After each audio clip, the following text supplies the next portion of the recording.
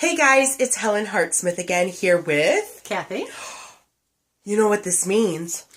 It's another top 10. Wow, I think that's the geekiest reaction I've ever had. Hey guys, so this top 10 request is a requested top 10, and unfortunately I did not note who requested this. So if you are the one out there that requested it, then you know who you are and let us know. You know, you could always put it in the notes. Yeah, but I honestly don't know who it was. And actually, I kind of want to, I should probably kind of apologize because I think this was requested a while ago. So, but we're getting to it. And here's the thing. We've been really busy, so it's been hard to get together to do these. Exactly. So let's be real. Let's be real. All right?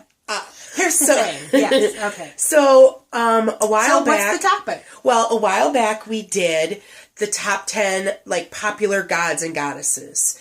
And so someone requested to do a little bit more obscure gods and goddesses. And I think I could really see us doing lots of top 10s on gods and goddesses. Oh, let's just talk about all of them. Right. 10 at a time. 10 at a time. Some of them might, overlap. Right. So for this topic, the obscure ones, I want to put a note out there that they're obscure to us. They might not be obscure to you. Right. And really, because we were looking for specific obscure. Right. And we were looking for lists and stuff like that. So I was really looking for ones that I hadn't heard of, or whatever. But there are lists out there that claim that they're obscure, and I know quite a few that are on there. So. Yeah, there was one I knew every god and goddess. And okay, so I've been doing this for 20 years. I know a lot of mythology. I've looked at a lot of stuff. Exactly. But, I mean, Hecate?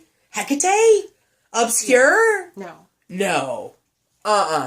So anyhow, in no particular order. Who goes first? You can go first. I can go first? I'm going to save my good one for last. Okay, you save your good one for last. Should I save my good one for last? Yes, I think you should save your good one for last. I'm so excited to do this list, guys. So, actually, I'm going to start from the bottom then. Okay. So, Aeron, god of slaughter, and his name is spelled Aeron. And which pantheon is he from? He's Welsh.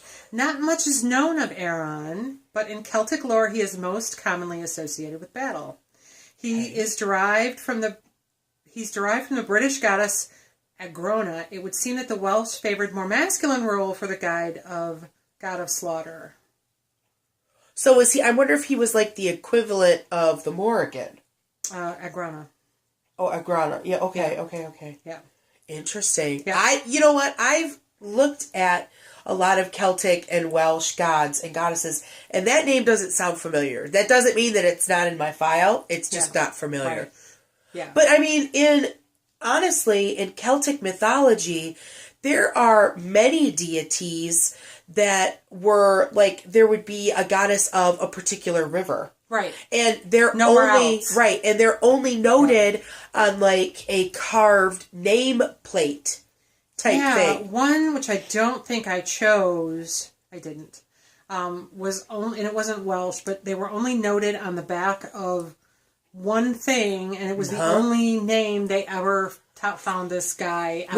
Right. I remember the year that I spent looking at the Celtic, and when I did Celtic, I did the whole thing. I did British, Welsh, Celtic, all of that. And there were many, many deities that were only carved, in one place. Right. So, interesting. Okay. So, my first one is number 2, and that is Bluejay.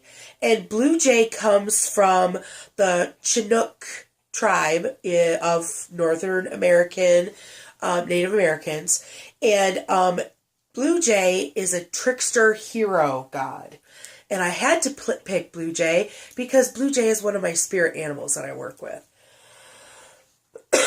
When we get done with this, we'll talk about Wheel Time and Matt Cawthon. Oh, yes. Yeah. So Bluejay was this hero character, and he was always portrayed in his stories as being foolish or careless. And in his stories, they're almost like they have a slapstick quality to them. And so, but he was always very helpful to humans, which I like. Because Bluejay, as an animal, it's helpful with communication. So, that's kind of cool. Okay. Number 3 is Menhit. Menhit, which is an Egyptian cat goddess, of which there are many. Ooh. Menhit was a war goddess with the requisite aggression and murdery tendencies, as lion-headed goddesses are dangerous. Oh, she was another lion-headed goddess?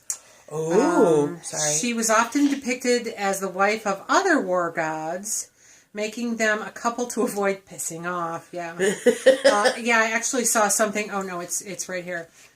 Her name could mean the slaughterer, the one who sacrifices, or she who massacres. It doesn't really matter which one of these is the most accurate. They're all still names to run from. Scary! Right. And really all of the cat goddesses are very fierce, and you don't want to run up against them. Right. No. Interesting. All right. So number 4 is Enki. I hope I'm pronouncing it right. From the Sumerian pantheon. Can you spell it? So that... Enki.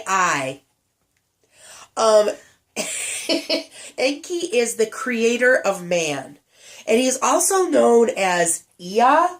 I'm assuming is how you pronounce it. Ea. That's a pretty abbreviated name, man. I like it. So he was a god of wisdom, magic, and incantations. I'm kind of digging on that. Yeah. He was also known as a god of protection, and he was very much loved by the people. So there's Enki. Enki. Enki. What number was that? 4? That's 4. Okay. So, it can't be 4. Oh, yeah. I'm scanning. It is. Okay. So, number 4 is... 5. Sorry, I'm trying to read these really little tiny words. Elli, Elli, and it occurred to me just a few minutes ago, it's the same name as one of my grandkids. She is from the North mythology. Norse. Sorry. She was nicknamed the Giant Crone. She apparently challenged Thor to a wrestling match. This sounds familiar. And won. Yes. Yeah. So she is the weakest of the giantesses of Utgard, and was the personification of old age. Interesting. Yeah. I remember her from the stories. So we kind of compared to make sure that we didn't duplicate anybody. Right. We each came up, obviously, with 5. And that name sounded familiar, but I didn't want to ask about it before we recorded because we can't talk before we record. Right, because we lose good stuff. Right. So, yes, she does follow. I remember her from stories. All right, so that was number 5. Number 6 is Baron Samedi. I like this name. So he is a Loa, which were spirits of the underworld in Haitian voodoo. He was also a vampire from Vampire the Masquerade. Right. Yes. If those of you who played games. Anybody played Vampire the Masquerade, you know that Samedi is a... Yeah. It was actually Baron Samedi. Was the starter of that. Yeah. So, Baron Samedi is usually depicted in artwork as wearing a tuxedo with tails. And he is also usually depicted with a cigar and a glass of rum. I like this. He's married to someone known as Mammon Brigitte, or Brigitte, I'm not sure exactly the pronunciation, and he hangs out at the crossroads. And he has a band of folks that they will hang out, and they will go to the cemeteries, and they will pull you out of your grave and take you to the underworld. And stuff. Sounds like a happening guy. Yeah, he sounds like and if he drinks rum, he's got to be a cool dude to hang out with, right? Maybe. I don't know. Okay, I don't want to meet him anytime soon. What number am I? You are. This is 7. No. 6, 7, 7, 8, 9, 10. Yeah, 7. Trust me. Okay, I'll trust you. Oh God, glasses. All right, this is kind of a long one because she's kind of fascinating. Chinnamasta. Chinnamasta. Chinnamasta. Okay. So I'm sure we're slaughtering the Can I get a point of origin? She is a Hindu and Buddhist goddess of self-sacrifice and sexual restraint, who cut off her own head and enjoys parading around with it while 3 spurts of blood flow from her open neck. Awesome! As if it couldn't get any weirder, yes, I'm reading. Her severed head and 2 of her attendants drink the spurting blood. What? Yep. So Chinnamasta literally means she whose head is severed, and there are a couple of myths as to how it got severed. One and she's a sacrifice goddess? Self-sacrifice and sexual restraint. Because you can't have sex if your head's cut off, apparently. Who knew? One would hope, at least. One legend claims that a number of Hindu gods and demons churned the ocean to extract an immortal elixir. Chinnamasta is said to have drunk the demon's share of the spoils before decapitating herself to prevent them from reclaiming it. Whoa. Another myth states that Chinnamasta and her attendants were bathing too long, leading to their extreme hunger. Like any merciful goddess, she satiated their appetite by decapitating herself and allowing them to drink her blood. Hence the self-sacrifice. That's super interesting. Yeah, I thought so. I like really this weird list. Yeah.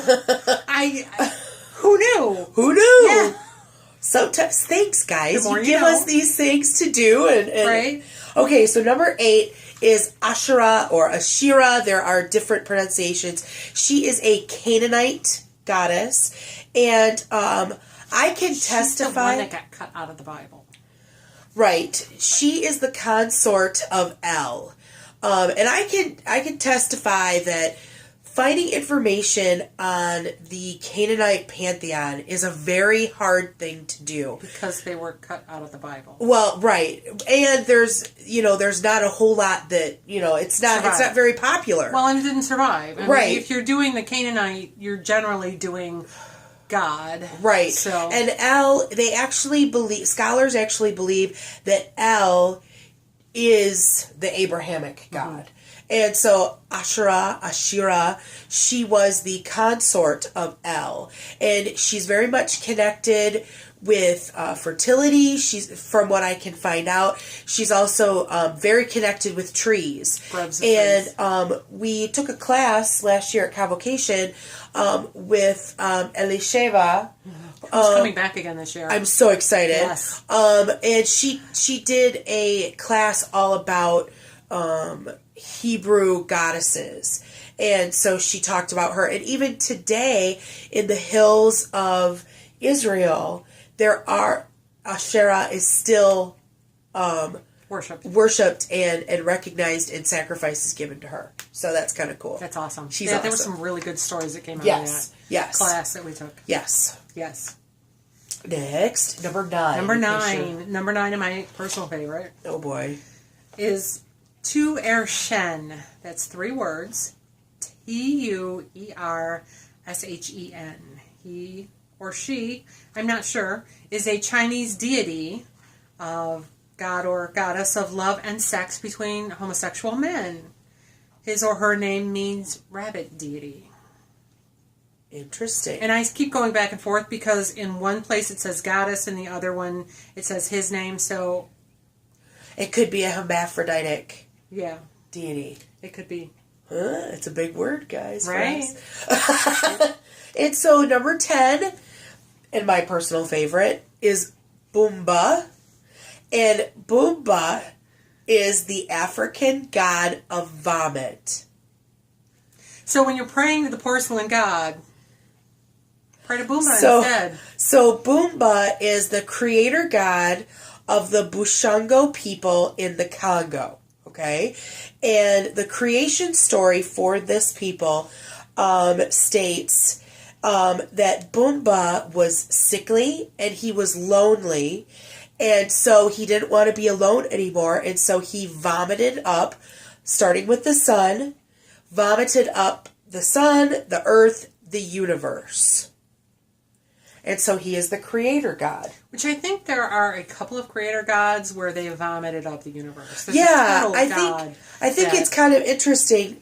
Now, another thing, and I didn't get into many details, but in the creation story, for this Bushungo people, there is a touch of evolution, apparently, in their creation story as well. Like I said, I didn't get that far into it, but... interesting. Very interesting. So there we have it. Top 10 list of obscure gods and goddesses. We hope that you enjoyed that. I enjoyed putting it together. Yeah. So if you have some other obscure gods and goddesses that you want to share with us, please comment or email us at heartofthewitchespath@yahoo.com. Right. If you liked this video or learned something from it, give us a thumbs up. And if you haven't done so already, please subscribe to the channel. Instagram. We've got an Instagram, Heart of the Witch's Path. It's at Instagram. If you have any ideas for a top 10 list, please let us know. Because, definitely. We're busy. We have our time sometimes coming up with ideas. And we like to have input. And we like to, do something that you're interested in watching. Definitely. So, definitely. Let us know. So, thanks for watching, and thanks for walking the path for a little while with us. And until next time, blessed be.